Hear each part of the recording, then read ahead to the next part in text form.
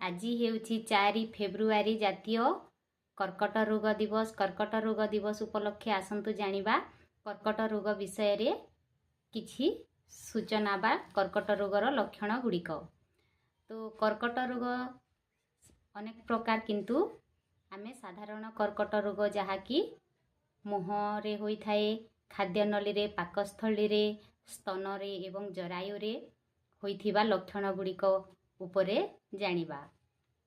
तो यार प्रथम लक्षण हेउछि झाड़ा एवं परिस्रा जीवार अभ्यास रे परिवर्तन हेबा, घा शीघ्र न सुखीबा, साधारण भाव रे रक्तस्राव हेबा किंबा अन्यान्य स्राव हेबा, स्तन मोटा लागिबा किंबा स्तन रे गोटा लिया लागिबा, बद हजमी हेबा एवं गिलिबारे कष्ट हेबा, भातुड़ीबा कला जाई रे आखी को देखा गला परी परिवर्तन हेबा, जोर रे लगातार काश हेबा किंबा स्वर रे परिवर्तन हेबा।